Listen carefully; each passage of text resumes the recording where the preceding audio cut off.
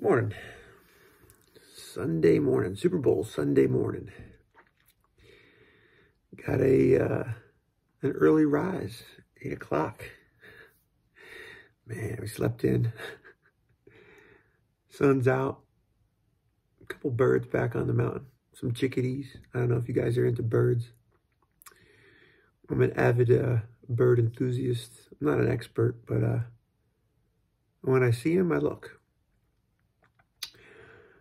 Today's video, this morning's video I got for us, I wanted to talk a little bit about last night's videos.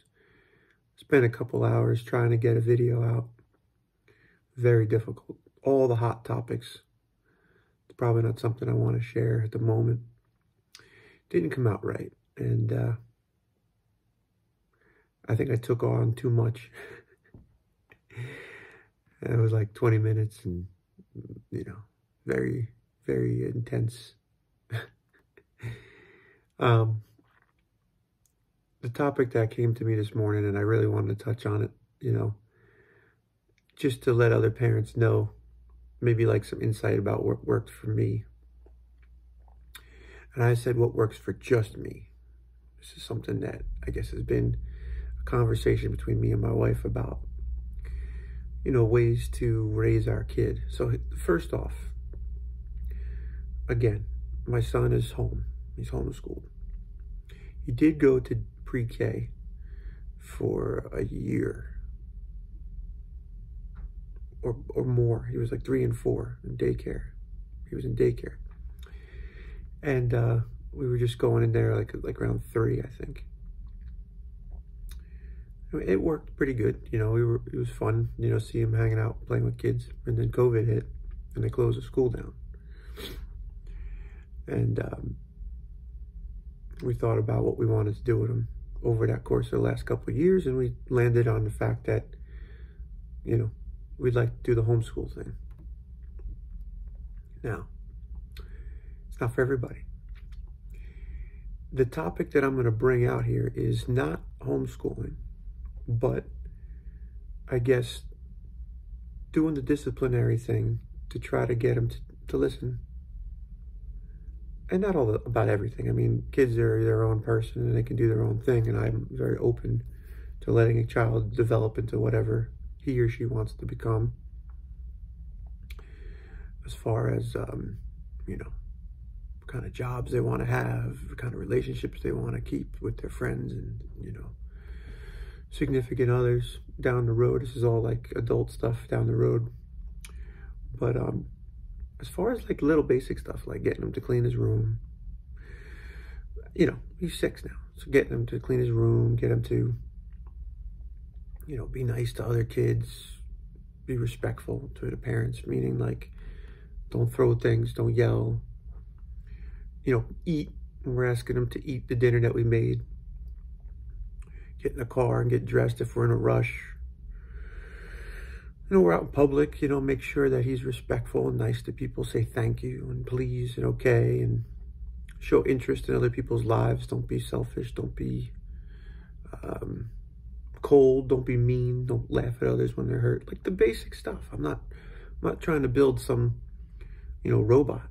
You know, my dad or mom, they didn't inflict a lot of rules on me growing up. I wasn't like ever really grounded. I was punished. I got yelled at. But like, I think they were pretty fair parents. And I think I was a pretty level-headed kid too. So it wasn't like I was causing a lot of trouble.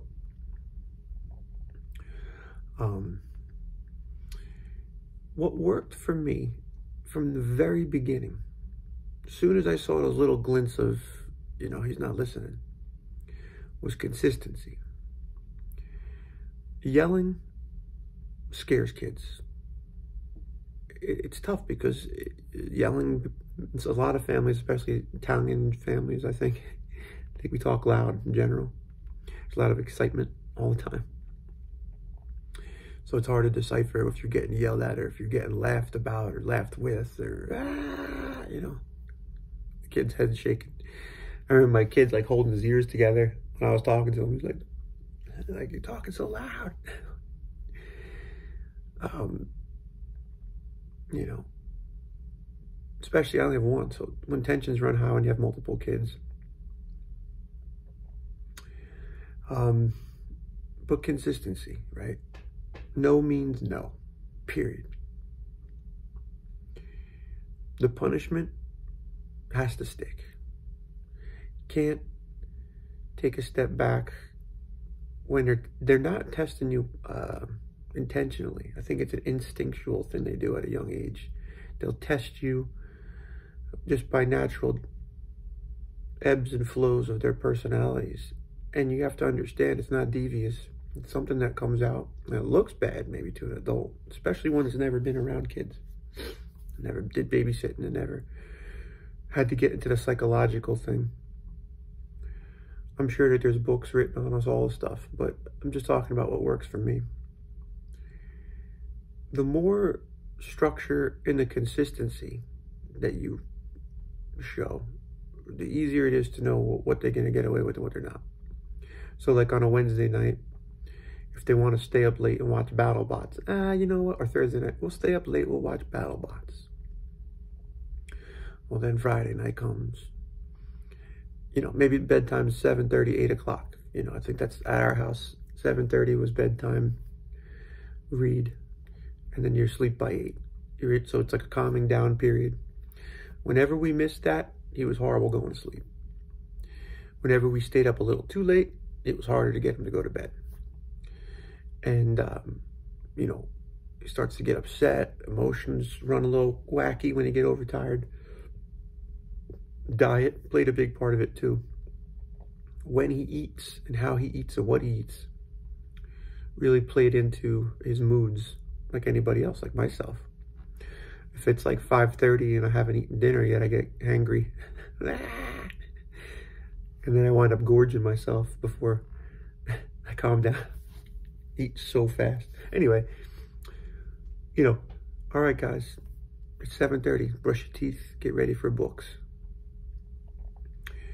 It's a stickler and it's annoying. It's like a dictatorship, you know, nobody wants to live like that. But I have some friends that, you know, I think they're a little bit more open to, you know, movable bedtimes because it is hard to be strict every day, especially when you got 2 kids or 3 or more.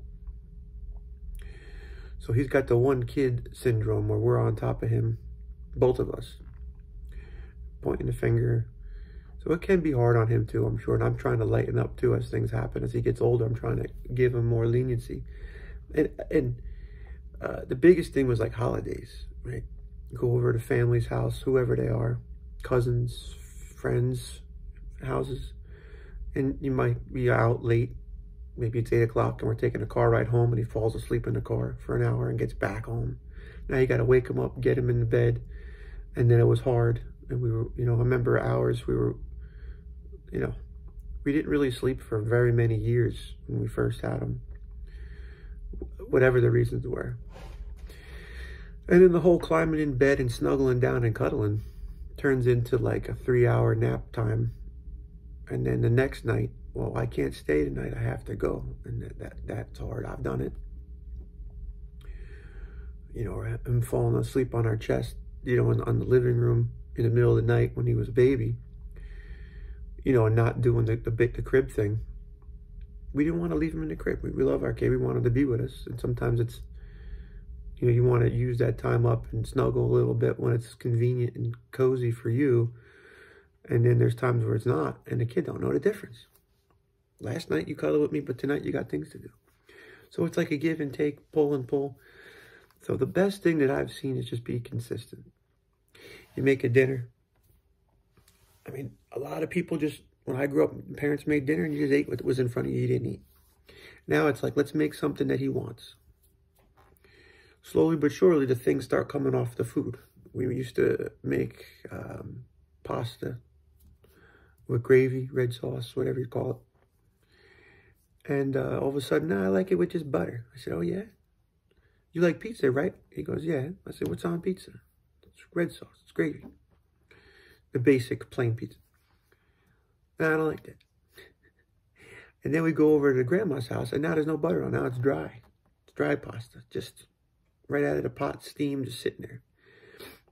It bothers me because I see his little mind working and he wants to change his thing up. And that's fine, but you're going backwards. There's some nutrients in the sauce that I want him to get. Maybe that's the only thing he's going to eat that day, or that night, I should say. Or, hey, I like this type of chicken, not that type of chicken. I've seen kids with the crust, you know, cut the crust off my peanut butter and jelly sandwich. That was me back in the day. I didn't like a heavy crust.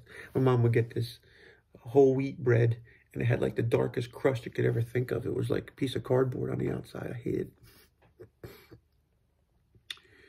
I mean, it's nice to have preferences. I think my all-time favorite sandwich was pita bread, bologna, and Swiss cheese, like packed, like a pound of each. And, you know, that's what I grew up eating. But, and then like when you're outside, you know, the basic rules. But then you become like a helicopter parent, like, don't do that, get over that, you're gonna fall. So then you have to like let them go a little bit, right? Because I think that's the real lesson, is when they fall down and they bump and they hurt something. That's where it gets like logged into the hard drive and they say, okay, I gotta stop doing that, I can't do that again. So as a protective parent, you want to give them the layout and just let them listen and say, oh, okay, Dad said this, I'm gonna watch out for that. Well, my kid wants to do it anyway. He learns really good. Like I taught him to ride the bike, explain it to him, balance him, take the training wheels off. I was at my family's house. Everybody's telling him what to do with the riding the bike. I said, just everybody leave me alone. Let me just do it. I know my son. And he trusts me. There's a trust there.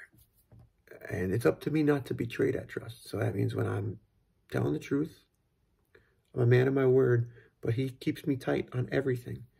And if I betray that trust, he's not going to believe me when I'm trying to teach him another basic thing. So if you're lying a lot, or you're not showing that attention, that consistency, it's hard for him to have faith in you that you're telling him the right thing all the time. You know, we got a trampoline in the house. Small little workout trampoline. Like I told him like 17 things. All right, don't hit this with your chin because there's a bar here that you're bouncing on. He's holding on. You know, don't do this. I give him like 35 different things. It's like head spinning. He can handle it, so I give it to him. But maybe it's just like too much. So that's the other part of the parent thing. I guess constant reflection on yourself. Are you doing the right thing? Are you, like, yeah, sometimes we'll make food and I know he doesn't like it. And he's upset and crying into his food. It's like I'm so upset. It's like, all right, just give him something else. So there's times where I give in. Small, for instance, I was making a burrito wrap. Chicken, lettuce, or spinach, tomatoes chopped up, a little bit of mozzarella cheese. I put a lot of the food in the sandwich. I made a big wrap, and he was having a hard time holding it. He's like, I don't like the way this is. I said, why? You ate this yesterday. You loved it. And he starts like crying. It was falling apart in his hands. And I got frustrated. I'm like, oh, just hold it. You know, rip it around and hold it. You'll be all right. Just put your hands together. And got so upset. He's crying. I thought he just didn't want to eat it because he was, you know. So I sent him to his room, threw the food out. I was like, he doesn't want to eat it. I'm not dealing with it. Maybe that was a little harsh, right? So 5-10 minutes go by. I realized, let me go talk to him. Maybe I overreacted. I said, what's going on? Just sitting there looking at me. And he was being really disrespectful. That's why I sent him to his room. He was just like, no. And like, he was like shaking his head. And as he's walking down the hallway, he like slammed the hamper. He goes, I couldn't hold it because it was too much in it. It was too big. Mom rolled it up the other day and it was small. He didn't say it like that, but he's like getting it out. And I was like, well, I'm sorry. I told him I'm sorry. I made a mistake. I should have been able to sit down and figure out what's in your brain, but he wasn't communicating with me. So I said, you got to communicate when you're upset. And this way, I understand. It's not disrespect. It was sadness, pure sadness. Well, that's sad. I don't want nobody to cry about their burrito. It's supposed to be a fun lunch. So I make another burrito. I make it smaller. And I fold it up right. And I'm more tender in time with him. And he has a great time. He eats it. And he's smiling. He enjoyed it. Thumbs up. So our patience is key every day, and especially when you're home. If you're homeschooling every day, you got to have that patience Because in the wash somewhere, there's the actual thing that's happening, whether you're upset and you're putting it on them, or they're upset and they're putting it on you, or they're... The faster you get to the root of the problem and you put yourself in the equation, you figure it out. And this is, you know, common occurrence for me, you know. Sometimes I jump the gun looking for the bad behavior before I'm looking for the real problem, the real mistake, the real issue. And he's only 6, right? And I remind him all the time that I'm not perfect. I don't know if anybody says that to their kids. I know it's hard, the older generation, to admit that they're wrong and apologize to their children. But I'm not. I will admit fault. I want him to understand that humility, that it's not okay to hold on, even if you know you're wrong. It's better to grow from a mistake. Get a C.